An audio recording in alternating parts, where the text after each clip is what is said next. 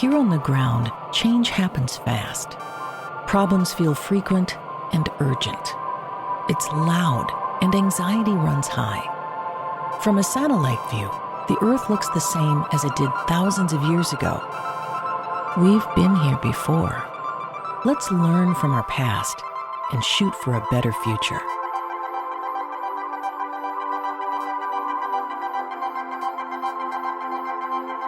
Hello and welcome to another episode of A Satellite View. I'm Todd Mikkelson, your host, speaking at you Saturday, October 14th, 2023 in the space and time continuum.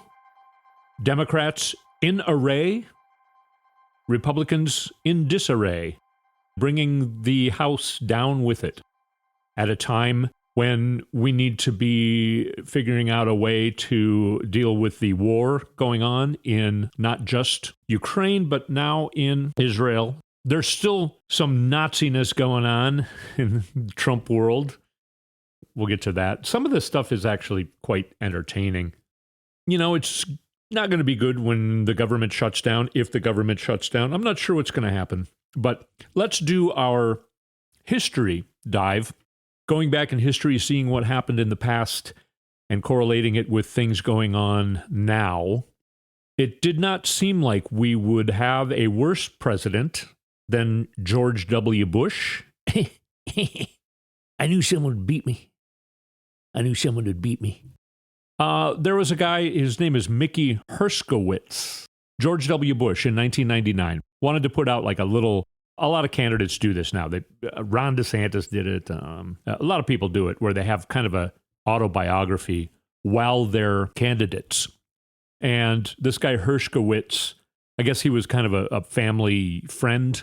He was hired by G-Dub to write this.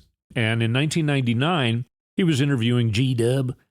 G-Dub was thinking about invading Iraq in 1999. Herskowitz says, one of the things he said to me is, "One of the keys to being seen as a great leader is to be seen as a commander-in-chief." My father had all this political capital built up when he drove the Iraqis out of Kuwait. I can't remember what. Kuwait, I think. And he wasted it. If I have a chance to invade Iraq, if I had that much capital, I'm not going to waste it. I'm going to get everything I passed and I want to get past, and I'm going to have a successful residency. Oh, what? Oh, right, presidency. So then, George W. Bush didn't win either the popular vote or the Electoral College in the year 2000 for that election.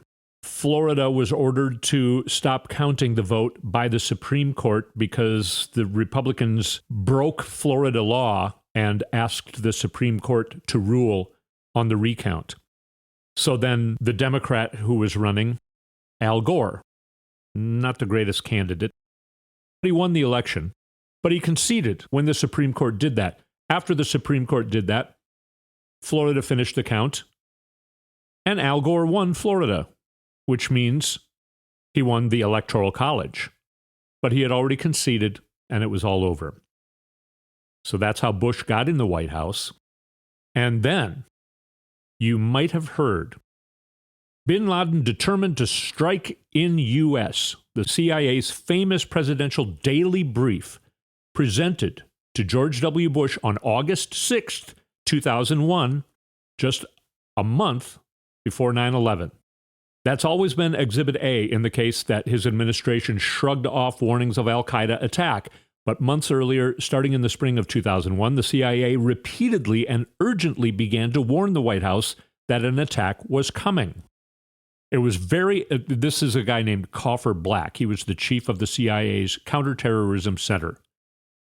He says in May of 2001, it was very evident that we were going to be struck. We were going to be struck hard, and lots of Americans were going to die. There were real plots being manifested. George Tenet, CIA director at the time, said, "The world felt like it was on the edge of eruption. In this time period of June and July, the threat continues to rise. Terrorists were disappearing, as if in hiding in preparation for an attack. Camps were closing. threat reporting's on the rise. The drama of failed warnings began when Tenet and Black pitched a plan in the spring of 2001 called the Blue Sky Paper to Bush's new national security team.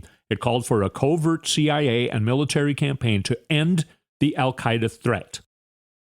The word back, says Tenet, was from the Bush administration, "We're not quite ready to consider this. We don't want the clock to start ticking." And he said the translation of that is that they did not want a paper trail to show that they had been warned.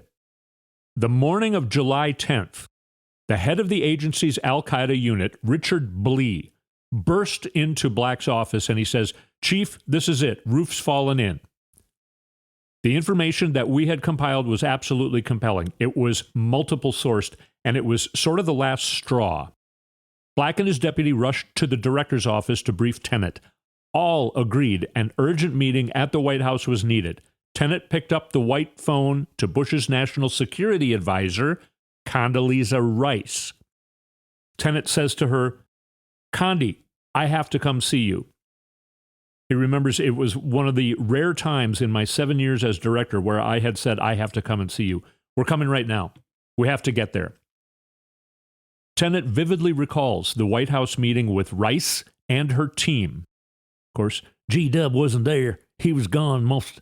Once I got in the White House, I needed to take a break. So he was, on this day, he was on a trip to Boston, but he spent like all but a month at down in Texas at his ranch. Anyway, getting back to this meeting with Condoleezza Rice. Rich Blee started by saying, "There will be significant terrorist attacks against the United States in the coming weeks or months. The attacks will be spectacular. They may be multiple. Al-Qaeda's intention is the destruction of the United States." Condoleezza Rice says back, "What do you think we need to do?" Black responded by slamming his fist on the table and saying, "We need to go on a wartime footing now." So what did happen? Coffer Black says, "To me, it remains incomprehensible still. I mean, how is it that you could warn senior people so many times and nothing actually happened? It's kind of like the Twilight Zone." Remarkably, in her memoir, Condi Rice writes of the July 10 warnings, "My recollection of the meeting is not very crisp because we were discussing the threat every day. Having raised threat levels for U.S. personnel overseas," she adds, "I thought we were doing what needed to be done." Well, she was being told that they weren't. She was the face of shoving these guys aside. 9/11 happens, and it is just what G-Dub needed to go to war, like he mentioned in 1999. Benjamin Netanyahu in the year 2023, facing thousands and tens of hundreds of thousands of Israelis protesting against what he's trying to do to their court system. He's just as corrupt as Trump. He acts like Trump. He cheated his way into this election, just like Trump did in 2016. Mounting questions, and of course, we know what happened last week, right? I should put it in context. Hamas, or as Trump pronounces it, hummus. There was a moment where Trump is reading his teleprompter. If you've ever seen him do this, he reads and then he says something wrong, and then he stops himself to try and cover up to make it look like, "Oh, I didn't misread that." No. So he was like, "And then what happened? Hummus goes to, okay, well, what happened is Hamas, you know who Hamas is." He does that when he misreads his teleprompter. So he called him hummus. So Hamas invades Israel brutally, savagely, just massacring people. Okay, we know about that, right?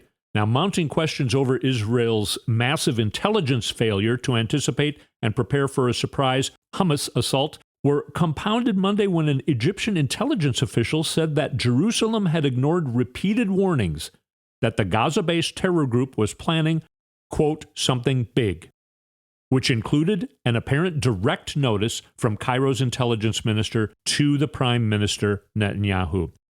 The Egyptian official said Egypt, which often serves as a mediator between Israel and Hamas, had spoken repeatedly with the Israelis about, quote-unquote, something big.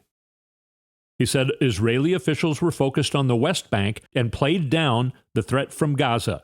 Prime Minister Benjamin Netanyahu's government is made up of supporters of West Bank settlers who have demanded a security crackdown there in the face of rising tide of violence over the last 18 months.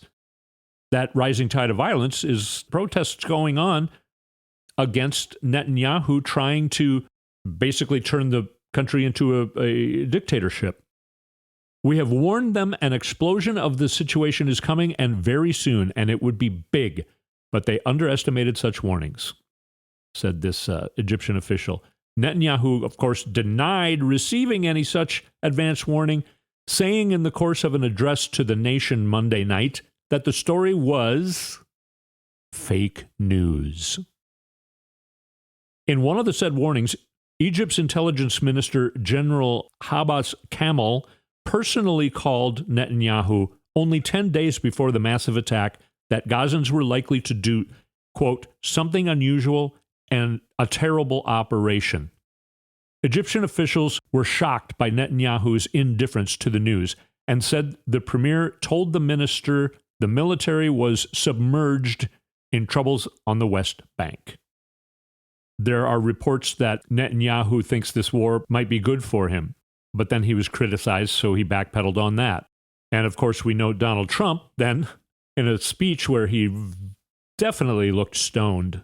He was like really low energy, just kind of talking like, and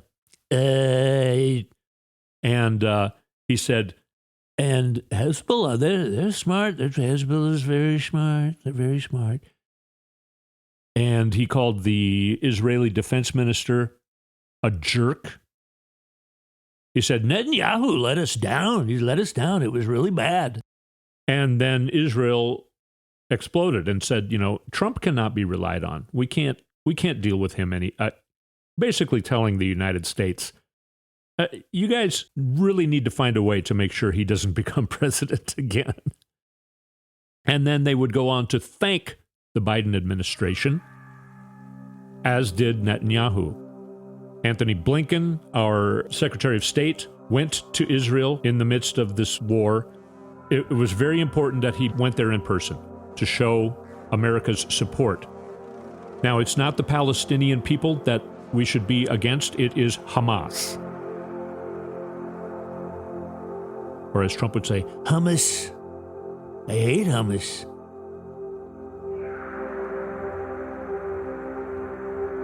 The chip would be a lot better without the hummus. Chip would be a lot better without a hummus.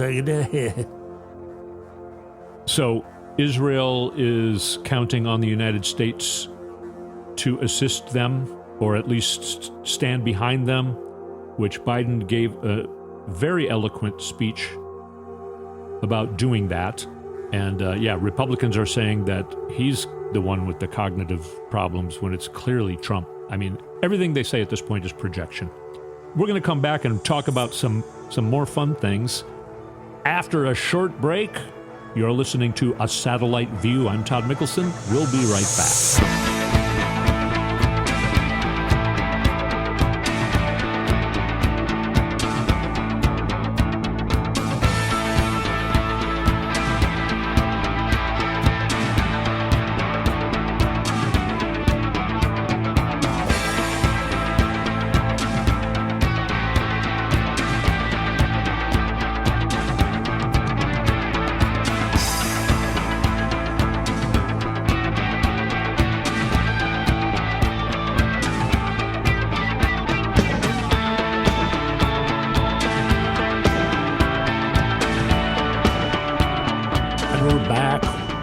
Satellite View.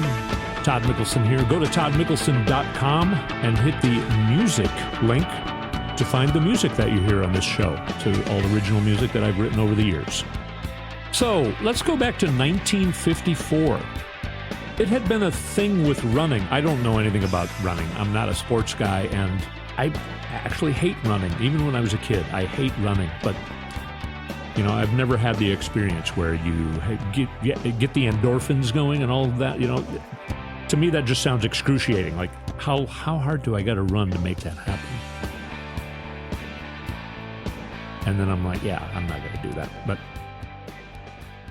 it had been talked about. I had no idea about this, but I heard this week, and I think it's extremely interesting. The 4-minute mile was said to be absolutely impossible. It means that you have an average speed of 15 miles per hour. To me, that seems pretty fast for running. I mean, if you're going 15 miles an hour, even on a bicycle, it feels kind of fast. So running 15 miles an hour for 4 solid minutes. It had even apparently been talked about that the human body, it's just absolutely impossible. The joints would not be able to withstand that rigorous of a thing. This was the talk up until May of 1954, when Roger Bannister did a mile in 3 minutes, 59.4 seconds. Many people had been trying to break the 4-minute mark. Everybody said that the conditions would have to be perfect in order to do so. Runners had been chasing this goal seriously since at least 1886, and the challenge involved the most brilliant coaches and gifted athletes in North America, Europe, and Australia. For years, milers had been striving against the clock, but the elusive 4 minutes had always beaten them. It had become as much a psychological barrier as a physical one. Everyone just thought that it couldn't be done. Some people said that you needed to have a big crowd. It needed to be perfect weather, 68 degrees, no wind, on a particular kind of track, hard, dry clay, in front of a huge, boisterous crowd, urging the runner on to his best ever performance. But Bannister did it on a cold day, on a wet track, at a small meet in Oxford, England, before a crowd of just a few thousand people. When Bannister broke the mark, even his most ardent rivals breathed a sigh of relief. At least somebody had done it. And once they saw it could be done, they did it too. To date, 1,766 people have run the mile in less than 4 minutes. The moment one guy broke the record, other people then started to believe they could break the record. And they did, over and over again. The power of believing in yourself. You don't need to believe in anything but yourself. The first step in doing something is telling yourself that you are going to do it. You know you can do it. I just thought that was something very interesting, and I think it's a healthy thing for everybody to know. RFK Jr. announced that he's running as an independent. This is a very interesting story because he was running as a Democrat, and it was looking more and more like he was not really even going to be allowed to primary against Joe Biden. It's very rare if I should have looked up the statistics. I'm not sure if there's an incumbent president, the party of that president always has that president run. He's got an incredibly good chance of winning. So why would you primary against him? Why would you really even allow that? So it was looking like the DNC wasn't going to, they were just kind of ignoring RFK Jr. And I think that's fine because we need to win. And RFK Jr., he's crazy now. About vaccines and the vaccines being... He sounds crazy. He talks weird. I don't know what's going on with him.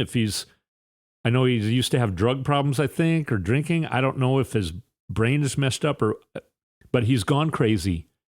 And there seems like there's something physically wrong with him as well. Having something physically wrong, if you have trouble talking or something, that does not disqualify you. And I don't hold it against you. And I don't even like to talk about it. But it's not comfortable to watch him talk. And a lot of it, most of it is because of the subject matter. So he announces now he's not going to, and no longer will he be running as a Democrat. He'll be running as an independent. And I've heard a lot of Democrats say that that's problematic because he's going to take votes away from Biden. But the Republicans all of a sudden, the Republicans, Fox News was having him on as a guest when he was running against Joe Biden for a primary. Fox News loved him. They had him on all the time, got him to talk about the vaccines don't work and all of this right-wing craziness. I mean, he only talks about right-wing craziness. He's not a progressive or a liberal. His own family, his aunts and brothers and sisters and everybody are saying, we denounce his candidacy and we denounce the things he says. Well, all of a sudden he's running as an independent. Fox News won't have any of it. They're putting out information, sending emails and things saying that RFK Jr. is a crazy liberal. He's farther to the left than Biden. They leave out the part that even though he's saying everything we agree with. So Sean Hannity tried to berate him on his show. It didn't work very well because Hannity's an idiot. But why are the Republicans so scared of RFK if he's running as an independent? Well, it's because he's been touting all the right-wing talking points. And if Trump is their nominee, they think a lot of people are going to have Trump fatigue. Yeah, I'm a Republican. I don't want to vote for Biden, but I'm sick of Trump and his whining, crazy BS. You know, this RFK guy, he says a lot of things I agree with. So the Republican Party thinks that Robert F. Kennedy Jr. will take away more votes from Trump or a Republican than he will take away from Biden. I don't think he's going to take anything away from Biden. Gen Z is all Biden all the time. He's talking about getting rid of student loan debt and making the future of going to school easier for people. Gen Z loves that. He's passed historic climate change legislation. Gen Z loves that. And Gen Z can see that the Republicans want this to be a dictatorship. They no longer want America to be a democracy because they know they cannot maintain power in a democracy. Gen Z can see this. Young Gen Z women want to be able to have health care rights, reproductive health care rights, and they know that Republicans are trying to take that away. Republicans are trying to take away birth control. We can all see that. We all know that Trump cannot become president, and Trump is announcing what he'll do if he becomes president. He will turn this into Nazi Germany. Speaking of that, here are some headlines from throughout actually this whole last year, but including right now. There's something going on at the Trump Doral that has a Hitler-promoting anti-Semite who killed someone. That's one of the headlines. Trump's family allies aren't ashamed to team up with neo-Nazis. Here's another one. Eric Trump threatens lawsuit over truthful reporting on him hanging out with Nazis. Rachel Maddow names pro-Hitler speakers appearing at Eric Trump's event. Trump event will feature neo-Nazi influencer who killed someone. Gosh, how do the Trumps keep accidentally hanging out with Nazis? Neo-Nazi says he's emboldened by Trump. Eric Trump accused of anti-Semitism after Shekels remark. Oh, should we take a look at that one? Eric Trump's 3 extra shekels attack on Bob Woodward. Okay, let's open up one of these here. This is from the Daily Kuz. Trump National Doral Miami is scheduled to host a Reawaken America Tour event featuring Eric Trump and Lara Trump, Trump lawyer Alina Habba, and anti-Semitic fitness influencer Ian Smith. Smith has recommended neo-Nazi and pro-Hitler propaganda, shared social media posts denying the Holocaust, suggested the good guys didn't win World War II, and complained that Jewish people are behind all of these things that are used to control us, and questions why more people aren't questioning why everybody that President Joe Biden surrounds himself with is Jewish. And Eric Trump keeps getting mad because reports come out that the Trump family basically supports Nazism. Now, if you go back and listen to the last 2 episodes, And we talk a lot more about that. So, yeah, still just a little bit of peppering of some Nazi-ness from the Republican side this week as well. And for Speaker of the House. First of all, the Republicans go behind closed doors to try and hash out this mess they have going on. They put a motion to vacate the speakership and kick out Kevin McCarthy, who is the worst and weakest, most hypocritical and lying, does not keep his promises, promises everything to everybody, can't keep any of them, Speaker of the House in the history of the United States. He's gone, which is good, because we don't have to listen to the way that he talks when he's going to make an announcement about America. We're rid of that. They go behind closed doors last week, and they vote for Steve Scalise. I believe there's 221 Republicans, so he needs at least 217 votes to become Speaker on the floor. And then apparently there's still fighting going on. He announces that he is pulling his name from the speakership list. After he pushed to be Speaker, won against Jim Jordan. It was him and Jim Jordan, at least, on this ballot, and he won. He steps down, and Jim Jordan steps in. Behind closed doors, he got something like 150 or 170. I think it's 170 or so. And they think, yeah, we'll put him up. He's got absolutely no chance of winning. Now, the bad thing is, if they don't pull their act together in the beginning of November-ish, I can't remember exactly how many days. I think it's the first or second week of November. If they don't get it together and pass a budget or another resolution, the government will shut down. Right now, the House of Representatives can't do anything, which kind of means the Senate can't do anything either, because if the Senate does something, they need the House to vote on it, and the House can't do anything because they have no Speaker of the House. At this point, Democratic Minority Leader Hakeem Jeffries has a better chance than the guy that the Republicans are putting up. Hakeem Jeffries will get at least 211 votes. So he's only, 5 or 6 votes short of being able to win. What if the Democrats could talk 5 or 6 Republicans into voting for Hakeem Jeffries and say, hey, listen, this guy has been showing that he's a great leader for the last year, if not more than that. Republicans, I know he's a Democrat, but we gotta do this. We gotta have a working House of Representatives. Vote for Hakeem Jeffries. We can get stuff done. Maybe we'll even make some deals with you. Hakeem Jeffries has a better chance of, and I said this very not probable, but of course it's possible. I said this a few weeks ago. What if Hakeem Jeffries became Speaker of the House? And I got to tell you, he's got a better chance than Jim Jordan. And I think Jim Jordan will likely lose even more votes. He's woke up this mess, the old news about how he turned a blind eye to sexual abuse of his guys that he was the assistant coach of at Ohio State. That's bubbling back up to the top of the news. Republicans are trying to deny, what's her name? Nancy Mace tried to deny that she even knew anything about that. Of course, yeah. Oh, I don't really know anything about that. What? I don't know what you're talking about. Right.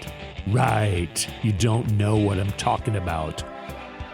Will you vote for somebody who didn't do anything when it was reported to him that his own students, his own team guys he was a coach of, were coming to him and telling him that they were being sexually assaulted? Will you vote for him? What? I don't know what you're talking about. I've not heard anything about that. Oh, okay. Right. Thank you so much for listening to another episode. I will speak at you next week. Hope you come back. Talk to you later.